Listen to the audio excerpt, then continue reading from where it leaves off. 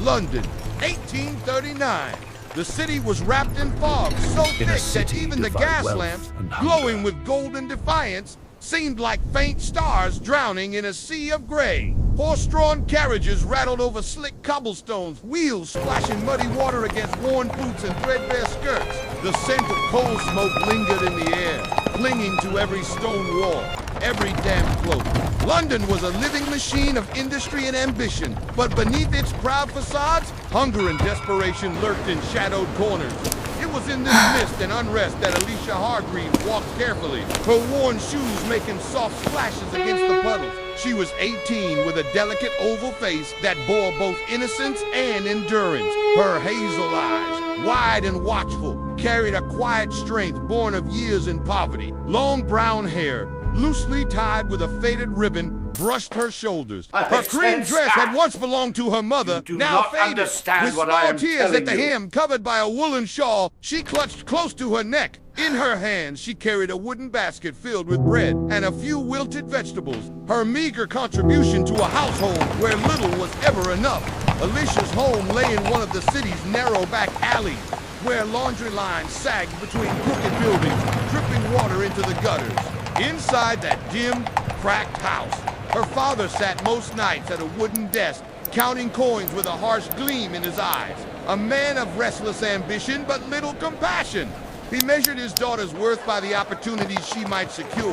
Perhaps marriage to a tradesman. Perhaps the fortune of a suitor blind to her poverty. Alicia bore his scoldings with quiet endurance, retreating into silence rather than rebellion, and yet, beneath her humble exterior, something within her longed for more. Not riches or grandeur, but freedom, dignity, a chance to be seen not as a burden, but as a soul of worth. She did not yet know that such a chance was about to arrive. Carried upon the clatter of polished wheels and the restless breath of black horses, Edward Ashford was 22, the son of a wealthy merchant family who had carved their fortune from the shipping trade. He was tall, with broad shoulders and a clean-shaven jaw that spoke of discipline. His neat brown hair parted to the side, framed eyes of deep blue eyes that carried warmth, but also a yearning to look beyond the glittering halls of privilege. On that foggy evening, Edward sat within a grand carriage trimmed with gold, pulled by stallions as black as ink. He wore a dark navy frock coat with golden buttons, a white cravat at his throat, polished leather boots, and at his waist, the chain of a golden pocket watch. His family's pride.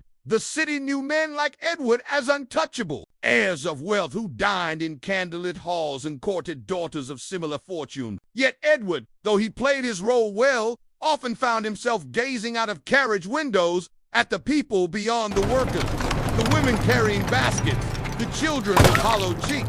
There was something hollow, too, in the life laid out for him. A marriage arranged, estates inherited, duties carried out without passion. He longed for something genuine, something beyond appearances. That night, fate would give him a glimpse of it. The carriage jolted as it turned down a narrow street where market stalls were closing, their wares packed away under tarpaulin. Forgive Alicia me, miss. stepped into the road, her This was basket entirely held my tightly fault. against her body. She did not see the carriage until it was almost upon her. The driver pulled hard at the reins, and the horses went hooves, striking sparks against the wet stone. The wheels It is splashed nothing, through a puddle, sir. sending a spray of muddy water across Alicia's pale dress. She gasped, clutching her basket tighter. The crowd at the corner murmured, a few gasps breaking through the fog. Edward leaned forward, frowning. Then, without hesitation, he opened the carriage door and jumped into the street. His boots struck the stones, splashing water against his polished coat. He strode toward Alicia, his expression sincere. "Forgive me, miss," he said, bowing slightly as he removed his hat. "This was entirely my fault." Alicia blinked at him, her cheeks flushing. She glanced around at the crowd, embarrassed by their stares, then back at the tall gentleman before her. His voice was gentle, his manner respectful, qualities she had rarely seen in men of wealth. It is nothing, sir," she murmured, her voice soft but steady. Edward studied her for a moment longer, then withdrew an embroidered white handkerchief from his pocket and extended it toward her. His gloved hand was steady, elegant. "Please," he said, "at least let me offer this." Alicia looked at the fine cloth, its edges stitched with golden thread. Accepting such a gift would feel like admitting need, like binding herself to a favor she could never repay. She lowered her gaze, shaking her head gently. No, sir, I cannot. For a heartbeat, silence fell between them. The crowd still watched, whispering. Behind Edward stood his black carriage, shining with golden trim. Behind Alicia, the broken cart of a peddler leaned against a wall, a hungry child peering curiously from behind it. Two worlds colliding in the mist. Edward lowered the handkerchief slowly, but his blue eyes did not leave hers. For the first time, Alicia lifted her hazel gaze to meet his. It was only a glance, a moment stretched thin in the fog, but something unspoken passed between them. Recognition, curiosity, a faint spark neither could yet name. Edward's lips curved into a small, respectful smile. Alicia's cheeks warmed, and she quickly turned, clutching her basket as she stepped away. The crowd dispersed, the murmur fading back into the mist. Alicia disappeared down the narrow street, her figure swallowed by the fog and the glow of dim gas lamps. Edward stood motionless for a long moment, hat in hand, as if rooted to the spot where she had stood. Behind him, the horses stamped their hooves impatiently, their breath rising in silver clouds. At last he returned to the carriage, but as he settled into his seat, his thoughts were no longer with his family's fortune or the evening's destination. They lingered instead upon the image of a young woman in a faded cream dress, her hazel eyes shining like a lantern in the fog. And though the city moved on, with its bells tolling and its carriages rattling, Edward Ashford knew in some quiet corner of his soul that nothing in his life would ever again be quite the same. London shifted with the seasons, and as autumn came upon the city, the air grew sharp with cold. The great parks filled with the scent of fallen leaves, their gold and copper colors scattered across damp earth. Carriages rattled through wider boulevards where merchants displayed their wealth in great windows, while narrow alleys grew darker and meaner, filled with smoke from small coal stoves and the hunger of those who lived within them. Alicia Hargreaves walked these alleys daily, her basket swinging lightly at her side. She rose with the dawn to buy bread, sometimes milk if they could afford it, and returned with vegetables cheapened by bruises. Each step of her life was measured in survival. Her shawl grew thinner with each passing week, patched clumsily, yet she never complained. She had learned young that complaint brought nothing but sharper words from her father. Mr. Hargreaves was a man of middling frame, his hair thinning, his face lined not with care for his daughter, but with years of calculating how to scrape more coins from life. Once a clerk in a counting house, he had lost his post for dishonesty, and since then he haunted the taverns and the gaming tables, dreaming of fortune's return. To him, Alicia was not a daughter, but a bargaining piece. Her youth, her modest beauty, and her quiet obedience were all qualities he meant to trade for security. A lady of 18 ought to think of marriage, he would tell her, tapping his fingers on the cracked wood of their kitchen table. A good match could restore our place. You must understand, child, you again. You have duties beyond your own whims. Alicia would lower her gaze, her heart aching, but she gave no argument. Perhaps Inside, fate has its however, ways. She longed not for the prison of a marriage chosen by her father, but for a life where she could decide her Perhaps own path. fate has its she ways. sometimes thought of the tall gentleman in the navy frock coat. Only when whose I eyes wish had to held hers in breathe the away fog. from It was walls. foolish. She knew, for what bridge could cross the gulf between Perhaps their worlds. fate has Yet its the ways. memory returned to her often, like a hidden flame far across the city. In a townhouse adorned with fine velvet curtains and chandeliers that glowed against marble walls, Edward Ashford lived a life of polish and expectation. His father, Sir Charles Ashford, was a stern man, his fortune built upon ships that carried tea and spices across the seas. Edward's mother, Lady Beatrice, was a woman of refinement who measured her son's future in the alliances he might secure through marriage. Lady Evelyn like of to try Kent them? is a fine young woman. Yes, please. She would say, her voice smooth as the silk she wore. Here, take these. Our family's estate would strengthen our position, and she is of your station. Edward, it is time you thought seriously of such matters. Edward listened in silence, his blue eyes betraying no warmth for the prospect. Lady Evelyn was indeed beautiful, but her conversation was shallow, her laughter hollow, and Edward's heart remained untouched. At dinners, he fulfilled his role, polite words, respectful bows, the charm expected of him. Yet in the quiet of his chamber, he would stand at the window, Do you staring often into come the here? misty nights, and remember Only when I hazel wish to eyes that breathe had it met away his from without walls. pretense. That girl in the faded dress had looked at him not as a prize, nor with envy, but with something else: dignity, honesty, an unspoken strength. It unsettled him. It drew him. The city, vast as it was, had ways of weaving paths together. One late afternoon, as the leaves drifted in golden spirals from the trees, Alicia found herself in Covent Garden, where flower sellers lined the streets and music from a violinist echoed beneath the arcade. She paused, listening to the melody,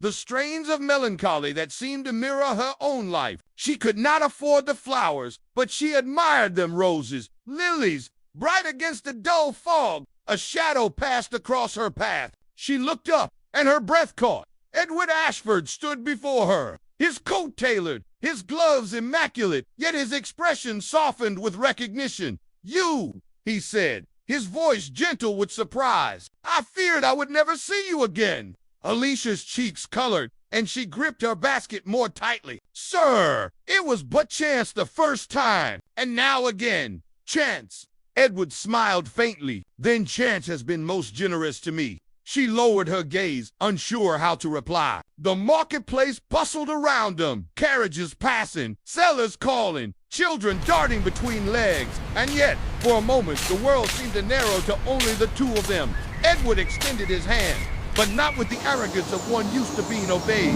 His gesture was cautious, as though he feared to startle her. "May I walk with you a while?" he asked. Alicia hesitated. She knew the eyes of others would be upon them. A fine gentleman in company with a poor girl would draw whispers. Yet something in his tone disarmed her, and she found herself nodding. They walked slowly along the market, the leaves crunching beneath their feet. Edward spoke of simple things at first: the weather, the music, the city's bustle, but there was warmth in his voice, a sincerity that made Alicia's guarded heart stir. She answered softly, careful never to say too much. Yet her words were honest. "You do not belong here," she said at last, gesturing faintly to the worn stalls and ragged children. And yet, Edward replied, "I feel I belong here more than in the grand halls my parents dragged me through." She glanced at him, startled, and he met her gaze with quiet certainty. In that moment, the distance between them seemed to shrink, though the world would call it impossible. I must go, Father will bells worry. of St. Paul's told the hour, and Alicia started. "I must go," she said quickly. "My father awaits." Edward inclined his head, though disappointment shadowed his eyes. "Then may I hope to see you again?" She hesitated, torn between caution and the pull in her chest. At last, she whispered, "Perhaps, if chance wills it." And with that, she turned and slipped into the crowd, leaving Edward once more with only the memory of her presence. But this time, he would not be content to leave it to chance alone. London, 1847. The fog hangs thick in the air like a shroud, clinging to chimneys and cobblestones, blurring the sharp outlines of gas lamps until they glow like halos in the mist. The streets never sleep here. Horses clatter past with iron hooves, striking sparks on the slick stone, while distant bells toll from a cathedral unseen. A faint drizzle falls, hissing softly against coal fires smoldering in the gutter. Life is harsh and divided in this city. The rich glide past in lacquered carriages, their boots never soiled, while the poor huddle beneath threadbare shawls, praying the night will not swallow them whole. This is the London where our story begins, a city of contrasts, where poverty and opulence breathe the same damp air, but never touch the girl. Alicia Hargreaves among these crooked streets walks. Alicia Hargreaves, just 18. Her beauty is not painted or adorned. It is the quiet radiance of someone too young to have grown cynical, and yet too familiar with hardships to be naive. Her hazel eyes glimmer like autumn leaves, full of questions she has never dared to voice. A cream dress, faded from too many washings, brushes against the stones, and a woolen shawl shields her thin shoulders from the damp. She carries a basket of bread and wilted vegetables for her family's supper, her fingers raw from work. The narrow alleyways are lined with dangling laundry, fluttering ghost-like in the fog, while the smell of coal smoke and river rot seeps into every breath.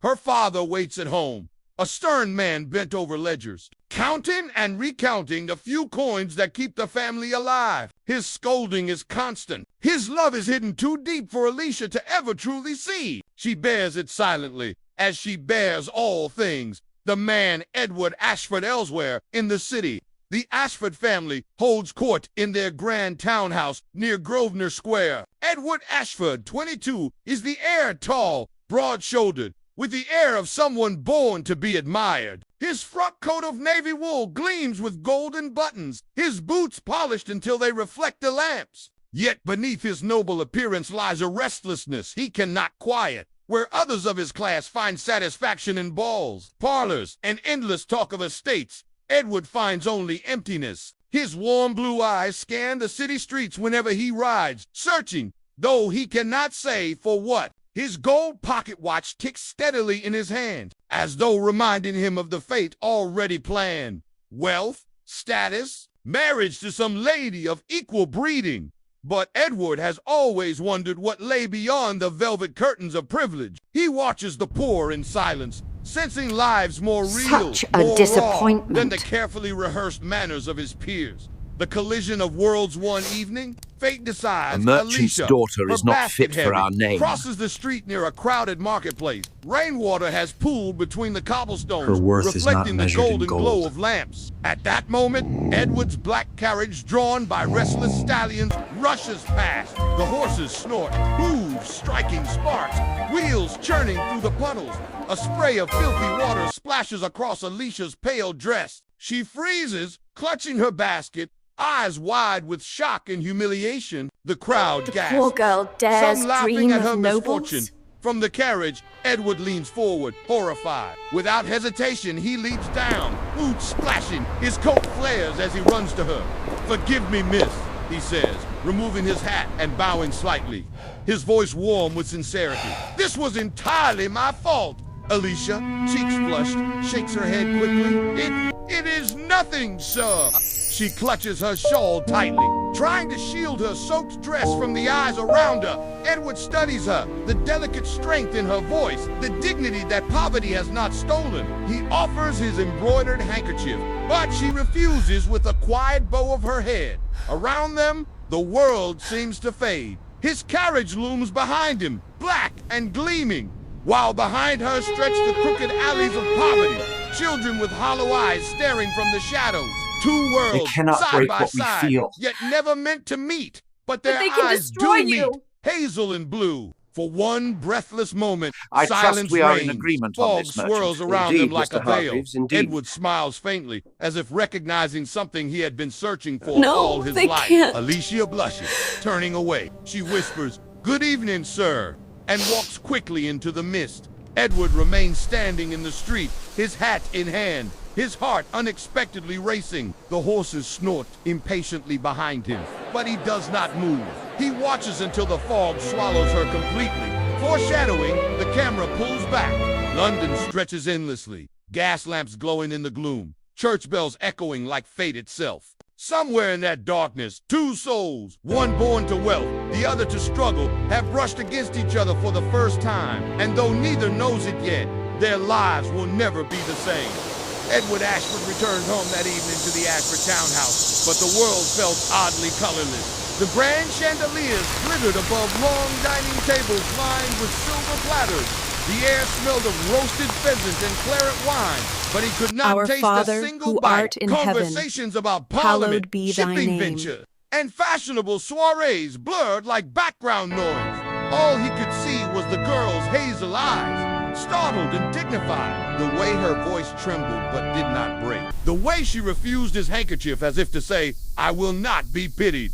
That night, long after his parents retired, Edward walked alone to the Father, tall no, window please! overlooking Alicia, you Grosvenor must. Square. The fog pressed against the glass. He found himself wondering, who was she? Where did she live? Would he ever see her again? Alicia's routine, meanwhile, Alicia tried to push the memory aside. She had no time to linger on the stranger with the kind blue eyes. Her father's cough worsened, their coal supply dwindled, and the landlord grew impatient for rent. Every morning she rose before dawn, tying back her brown hair with a ribbon and setting out with her basket. She sold baked bread for pennies, stitched torn garments for neighbors, and scrubbed floors until her knees ached. Yet, through the monotony, a strange warmth lingered in her chest, the memory of a man bowing as though she were a lady. The second meeting fate, however, is rarely silent. 3 days later, Alicia was delivering a bundle of mended shirts to a small shop near Covent Garden. The streets bustled with vendors crying out about fresh oysters, roasted chestnuts, and oranges shipped from faraway lands. A violinist played beneath an archway, his music threading through the noise like a silver ribbon. Alicia paused, adjusting her basket, and then froze. Across the street stood Edward Ashford, speaking politely with a bookseller. He looked every inch the gentleman, his coat impeccable, his posture commanding. She turned quickly, her heart hammering, but Edward had already seen her, his face lit with recognition. Without hesitation, he crossed the street, ignoring the mud that splashed onto his boots. "Miss," he said warmly, bowing again, "I feared I would never see you again." Alicia lowered her gaze, cheeks burning. "You mistake me, sir. I am of no consequence." "On the contrary," Edward replied softly, "I have thought of nothing else these past days." Suspenseful intrusion before Alicia could respond. A drunken man stumbled from an alley, grabbing her arm roughly. "Pretty thing, aren't you?" he slurred. Alicia gasped, struggling. Edward's expression hardened. In one swift motion, he stepped forward, seizing the man's wrist. His voice, though calm, carried steel. "Unhand the lady." The drunkard snarled, but, seeing Edward's determined gaze and noble bearing, released her and slunk away into the fog. Alicia clutched her shawl, shaken. Edward's eyes softened. "Are you harmed?" She shook her head quickly. "I am well. Thanks to you." The walk-in offered to escort her. Reluctantly, Alicia agreed, though her heart raced with unease and something else she dared not name. They walked side by side through winding streets. Children darted I will between not let them carts. steal you away. Women haggled loudly, and church bells tolled overhead. Edward asked about her life, if you fight them, her they will family, ruin you. her dreams. She answered cautiously, never revealing too much. For what could a man like him truly want to know of hunger and struggle? Yet he listened with genuine interest, his brows furrowed, his smile gentle. "You speak of hardship with such grace," he said at last. "It humbles me." Alicia shook her head. "You mock me, She sir. will obey, I assure or you," she will Edward starve. replied, his tone earnest. "I do not." Contrast of worlds as they walked. I will Their not surroundings submit to your told the commands. story better than words. On one side of defy the me, street, Edward. fine carriages rolled past, carrying women in silks and pearls. On the other side, ragged children picked through refuse, their bellies empty. Edward belonged to the former, Alicia to the latter. Yet somehow they walked I would in rather step, lose as though fortune the than gulf lose did her. not exist. At last, Alicia stopped before a narrow alley. "Here is where I must go." Edward bowed again. "May I see you again?" Her eyes flickered with conflict. She wanted to say yes, but the weight of reality pressed heavily upon her. She shook her head. It would not be proper. And before he could protest, she slipped into the alley and vanished into the fog. Edward's determination that night. Edward sat once more in his family's drawing room, where his mother discussed invitations to upcoming balls and his father lectured him on estate accounts. Yet their words washed over him like distant thunder in his pocket. Edward's fingers brushed against the handkerchief she had refused. It was still clean, untouched, a symbol of the barrier between them. But Edward's mind was set.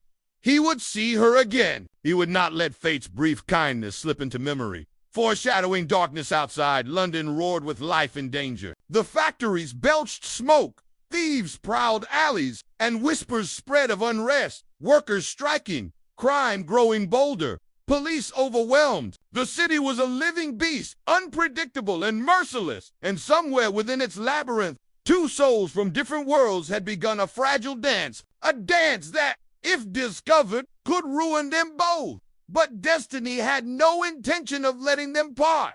The restless night said what Ashford could no longer find peace in the rhythms of his world. Balls, political discussions, and riding outings with fellow gentlemen felt pale and lifeless. Each candlelit evening at his father's table, he drifted back to the image of Alicia, her earnest eyes, her quiet strength, the defiant way she carried herself in threadbare clothes. His parents noticed his distraction. His mother whispered to him, "You must attend the Harrington Ball this Saturday. Lady Harrington's daughter is quite the eligible young woman. It is time you considered an advantageous match." Edward gave a polite nod, but his heart rebelled. What did pearls and fortunes mean when the memory of a simple smile in a foggy street could stir him more than all the riches of Mayfair? Alicia's doubts across the city. Alicia wrestled with her own turmoil. She is not property. Mr. Hargreaves, she is grew my harsher life. with each passing day. His fingers stained from tallying coins that never seemed enough. You will soon be of age, he growled one evening, slamming his fist upon the rickety table. Do not think I will waste you on some There are merchants who would pay handsomely for a wife of your beauty. Think of the rent, the food, the comfort. Alicia, though trembling, met his gaze with quiet defiance. I will not be sold. I was so Father, afraid. Her words earned her a slap across the cheek. Yet even as her With eyes me, you will watered, never be she afraid whispered again. to herself, I belong to no man's greed. The unexpected encounter Get after them! was in Don't early let them November escape! when the fog thickened and the air grew sharp with the scent of burning coal. Alicia walked through Spitalfields Market, her basket light with meager bread to sell. Crowds pressed around her, shouting prizes, waving coins.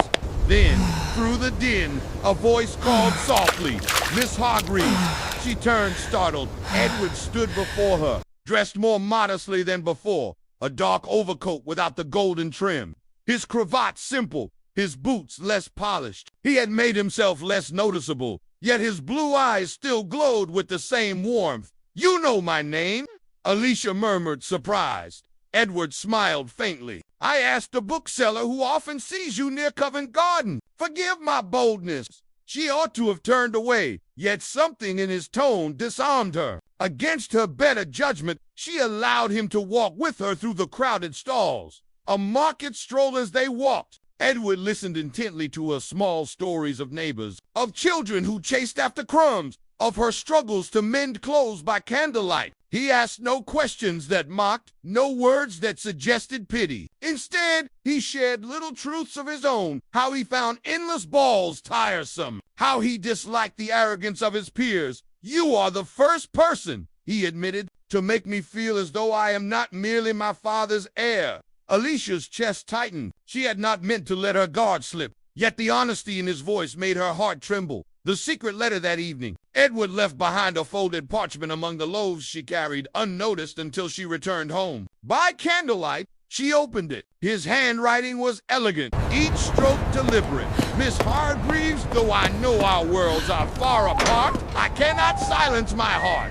Permit me, even if only in stolen moments, to know you better. E. Ashford. Alicia pressed the letter to her chest, torn between fear and joy. She hid it beneath her pillow, whispering into the darkness. This cannot be, and yet, Trust me. It has already begun. The garden meeting their next encounter took place not on crowded streets, but in a quiet garden behind St. Bartholomew's Church. It was twilight, the last rays of the sun catching on damp leaves. The air cool with the promise of winter. Edward arrived first, pacing nervously. When Alicia appeared, her shawl wrapped tightly around her shoulders. His breath caught. You came, he whispered. I should not have, she answered, her voice trembling. If my father knew, Edward stepped closer, though not touching her. If your father knew, he would see what I see, a woman of courage, of dignity, of rare grace. Forgive me if I speak too boldly, but each day without you feels wasted. Tears pricked Alicia's eyes, though she held them back. And yet, sir, society would scorn us. You are of Mayfair. I am of such a bond is forbidden. Edward's jaw tightened. Then let society scorn. I would rather live in truth than die in silence. Whispers in the fog weeks passed. They met in secret in quiet churchyards, beneath bridges where the Thames lapped cold against stone. On narrow lanes where fog swallowed their forms, they spoke in hurried whispers, shared laughter, and even daringly let their hands brush against one another. Each moment grew more dangerous, yet more intoxicating. Their eyes carried secrets. Their footsteps bore the rhythm of stolen time. But London has many eyes. A beggar saw them once, muttering under his breath. A merchant raised an eyebrow as Edward paid for Alicia's bread with too much corn. And Alicia's father, ever suspicious, began to question why his daughter returned home late. Her cheeks flushed. The first kiss side was on a rain-slick night under the archway of Blackfriars Bridge that the dam finally broke. Alicia, shivering, tried to leave quickly, fearing discovery, but Edward caught her hand. She turned, startled, and in the dim light of a gas lamp, he looked at her as though she were the only soul in the world. "Do you not feel it too?" he whispered desperately. Her breath caught. "I do," she admitted, voice trembling. "But it will ruin us." He stepped closer, the rain dripping from his hair, his eyes fierce. "Then let us be ruined together." And before fear could stop them, his lips met hers, a kiss, urgent, forbidden, yet filled with truth. The fog swirled around them. The city roared unseen. And for one brief eternal moment, the world ceased to exist, foreshadowing darkness when they parted. Both breathless, Alicia whispered, "They will find out. My father will never allow it, nor will yours." Edward's voice was steady. "Then we must be stronger than them." But in the shadows unknown to them both, a figure lingered, a man who had followed unseen. His eyes gleamed with greed, and thus the seeds of betrayal were sown.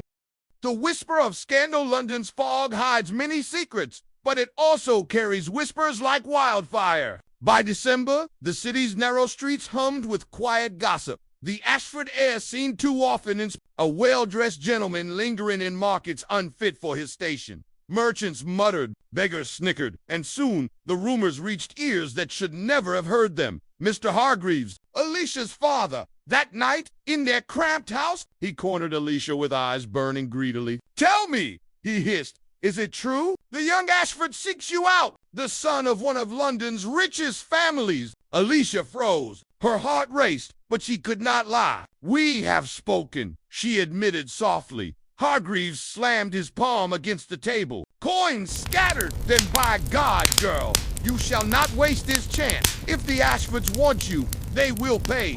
If not, another wealthy man will." Tears welled in Alicia's eyes. Fortune. "Father, it is not like that." He is not silenced. He barked, "Love is for fools. Your Money wealth is not survival. mine if it costs You will her." do as I command." Edward's trial at home on the other side of London. Edward faced a storm of his own. His father, Lord Ashford, summoned him into the study lined with leather-bound books. The smell of cigar smoke hung heavy as his father's stern voice cut through the air. "Edward," Lord Ashford said coldly, "I have heard troubling reports that you consort with a seamstress girl in a beggar's daughter." Edward stood tall, though his heart thudded. "She is not a beggar. She is beneath you," his father snapped. "Your duty is to marry the Harrington girl is prepared. Her dowry will strengthen our holding. Your dalliance is in now." Edward clenched his fist. "I cannot marry for coin when my heart is already bound."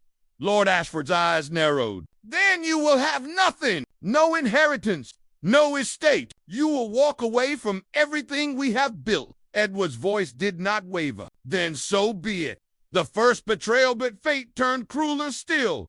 Hargreaves, driven by greed, sought out Lord Ashford himself in a smoky tavern over ale and whispered bargains. He betrayed his daughter's heart. "My Alicia has caught your son's fancy," he sneered. "If you want the scandal ended quietly, pay me, and I will see to it she vanishes from his life."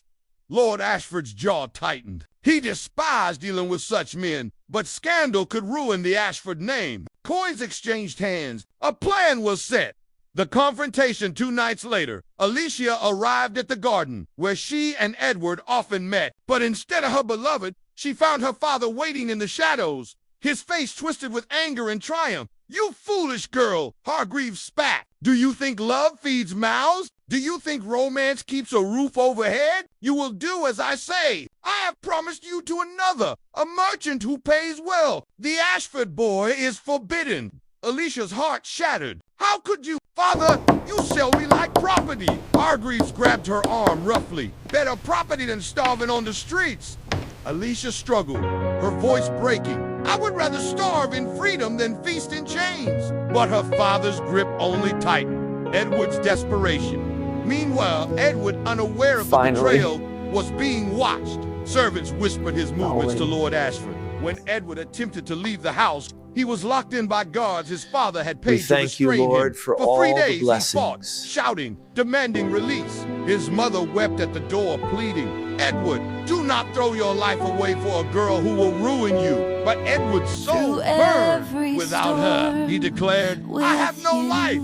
At last, he escaped through a window, cloak torn, boots muddied, determination blazing in his chest. The dramatic rescue Edward arrived in Spitalfields on a bitterly cold night. Snowflakes drifted, muffling the sound of hooves. He searched desperately until he saw a commotion outside Alicia's home. A carriage waiting, her father shouting, and Alicia herself weeping as she was dragged toward the door. Enough! Edward's voice rang like steel across the street. The crowd hushed. Alicia gasped. Her father sneered. You dare come here, Ashford? Do you think your family will forgive you for this madness? Edward stepped forward, eyes blazing. I care nothing for forgiveness. I care only for her.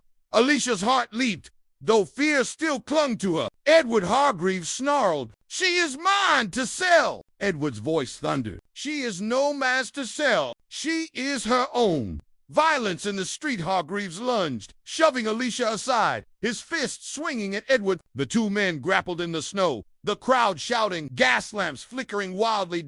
Edward, though born of privilege, fought with the desperation of true love. Hargreaves, hardened by years of bitterness, struck fiercely, but Edward's determination was greater. With a final shove, he sent the older man sprawling into the slush. The crowd gasped. Alicia rushed to Edward's side, tears streaming.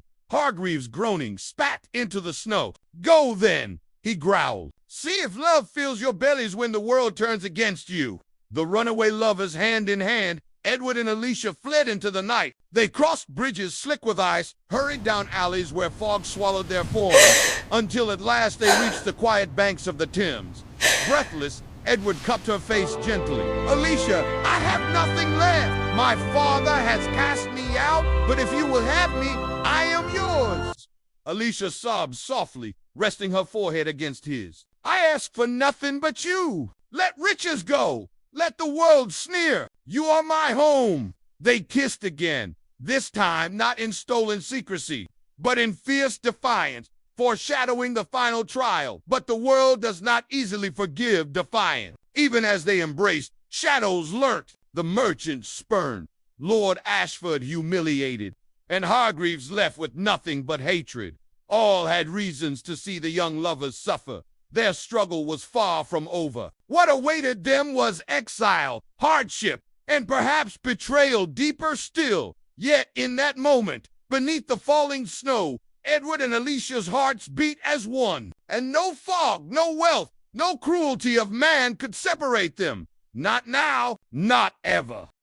London, 1837. The city wore its usual cloak of fog, the damp mist crawling through narrow alleys and broad boulevards alike. Gas lamps burned with golden halos, their light swallowed quickly by the thick grayness of smoke and drizzle. Carriages thundered over cobblestones slick with rain, wheels clattering, horses snorting, their breath forming white plumes in the frigid air. The sound of church bells tolled faintly in the distance, echoing against tall, soot-stained brick buildings dotted one such cramped street, where the fog clung heavy and the smell of coal dust lingered. Alicia Hargreaves hurried along.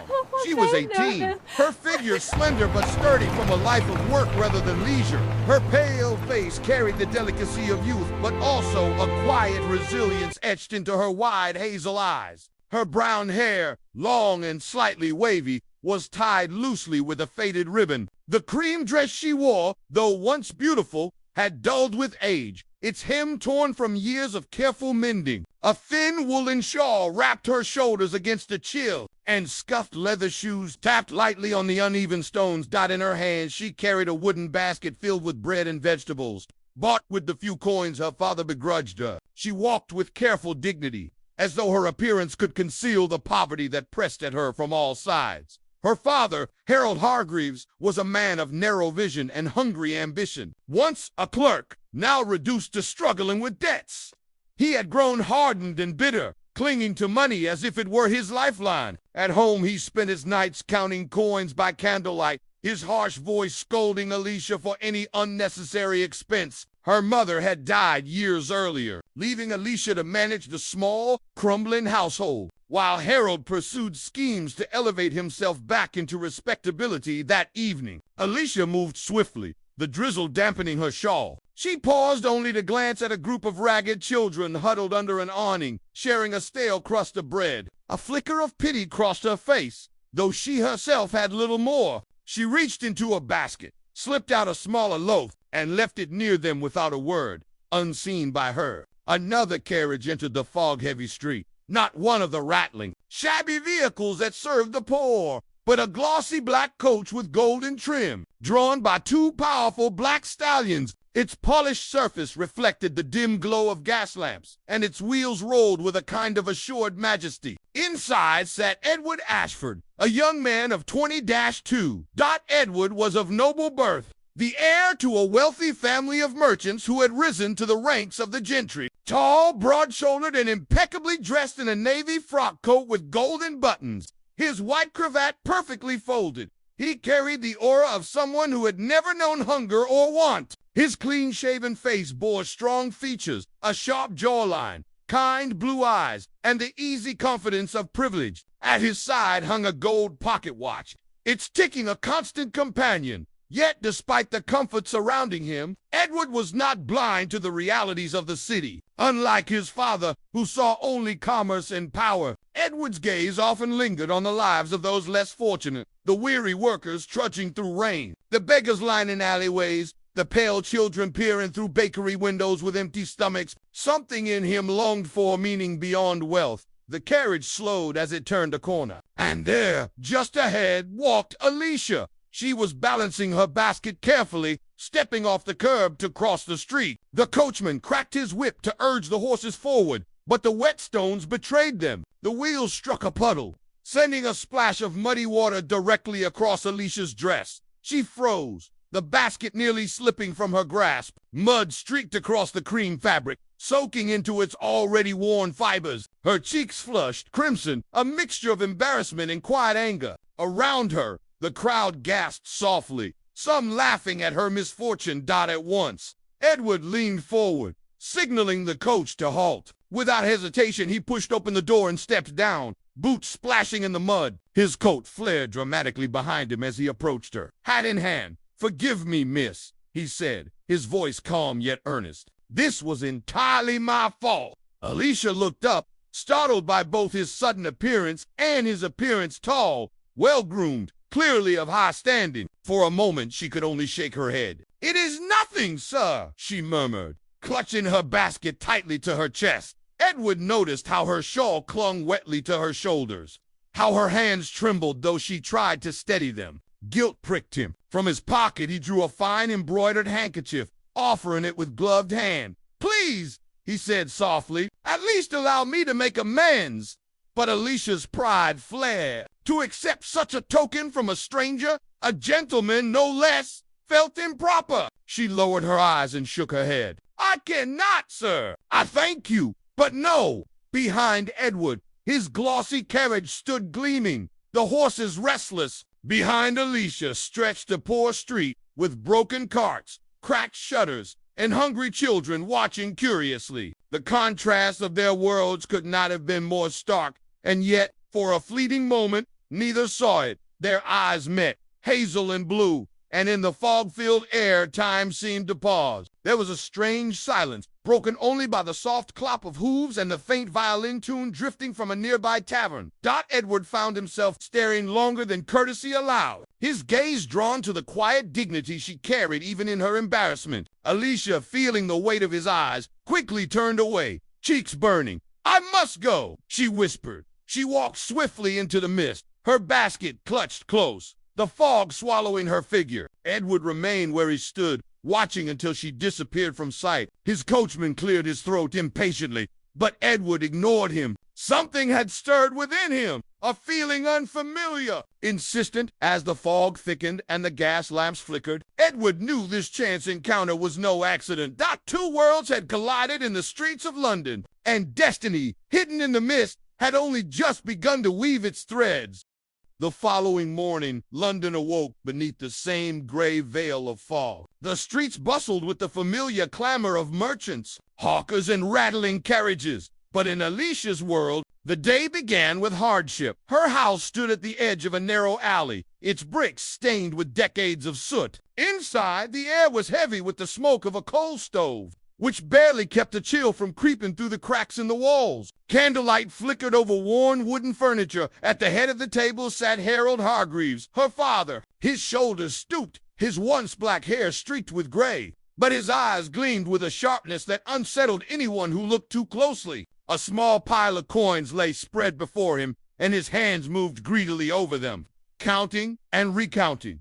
"You spent too much again," he muttered, not looking up. "Bread? Vegetables? What do you think money is, Alicia? Do you imagine it grows in the street gutters?" Alicia lowered her gaze. "We cannot live without food, father," he scoffed. "Food? Food is nothing without wealth. You think small, like your mother. Look where it got her, dead in a cold bed."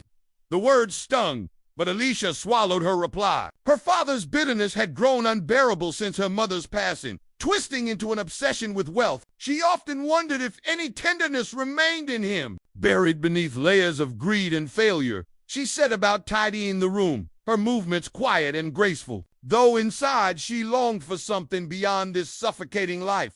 Meanwhile, across the city, Edward Ashford's world was bathed in a very different light. The Ashford estate was a sprawling townhouse near Grosvenor Square, built of fine stone with tall windows that overlooked manicured gardens. Inside, polished marble floors gleamed under crystal chandeliers. Servants moved silently about their duties, the air scented with waxed leather and freshly brewed coffee. Edward sat at the long dining table, his father at the head. Jonathan Ashford was a formidable man in his 50s, his hair silver but his posture commanding. He had built the family fortune through trade and shipping, and his voice carried the authority of one who had shaped his destiny with sheer will. "You will accompany me to the guild meeting this evening," Jonathan declared, slicing his roast with precision. "It is time you understood the weight of our position. One day, you will represent the Ashford name. That means alliances, investments, marriages that strengthen our reach."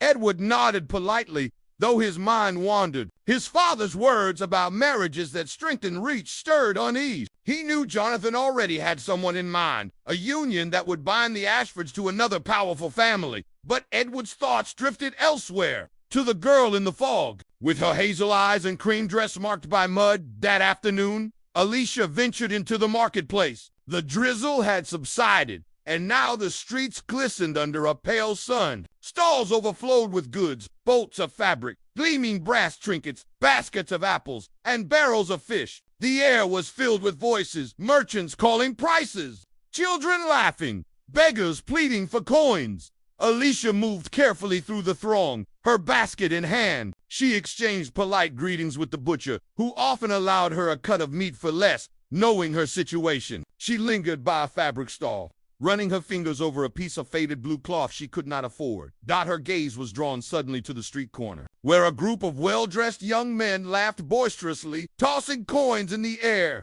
Among them was Edward Dot. He stood slightly apart from his companions, his posture dignified, his navy coat catching the weak sunlight. His friends chatted about theater shows and upcoming hunts, but Edward's eyes drifted across the crowd, and then he saw her for a heartbeat. The marketplace seemed too quiet. Alicia froze, her cheeks warming. She remembered the embarrassment of the carriage, the mud, his kindness. She considered turning away, but Edward had already begun moving through the crowd toward her. Miss T greeted gently, removing his hat once more. His voice held the same sincerity as before. Alicia curtsied slightly, unsure of the etiquette. "Good afternoon, sir. You are well, I hope?" he asked. Taut, she nodded, clutching her basket. "I am." He studied her face for a moment, noting how her eyes held both innocence and strength. Around them, the market carried on, hawkers shouting, horses clopping, yet It felt as though they stood in a quiet pocket of the world. Edward sensed her hesitation and lowered his voice. I fear I left a poor impression upon you yesterday. Please, believe me, it was never my intention to cause you distress. Her lips curved faintly, almost a smile. You were kind, sir. That is more than most. Before either could speak further, a voice rang out, harsh, commanding. Alicia! Her father had appeared, his figure imposing despite his worn clothes. His eyes narrowed at Edward's suspicion sharp in them. Come! Harold barked. We have no time to stand idly about. Alicia's expression tightened. She dipped her head quickly toward Edward. Good day, sir! And she was gone.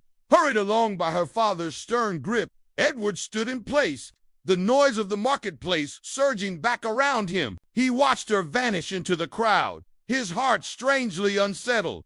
That night, rain returned, pattering softly against windows and rooftops. Alicia sat in her small chamber beneath the eaves, the flicker of a single candle lighting her face. She pulled a ribbon from her hair and let it fall over her shoulders, gazing out at the rain-slick cobblestones below. Her father's snores echoed faintly from the room beyond. She clasped her hands together, her thoughts restless. Why had the gentleman looked at her so? What did it mean for a man of his world to notice someone like her? And across the city, Edward sat at his writing desk, the fire casting shadows on the walls of his fine room. An untouched book lay before him, but his thoughts wandered endlessly back to the marketplace. The girl's eyes, the quiet strength in her voice, the dignity with which she carried herself despite her poverty, it lingered in his mind like a melody.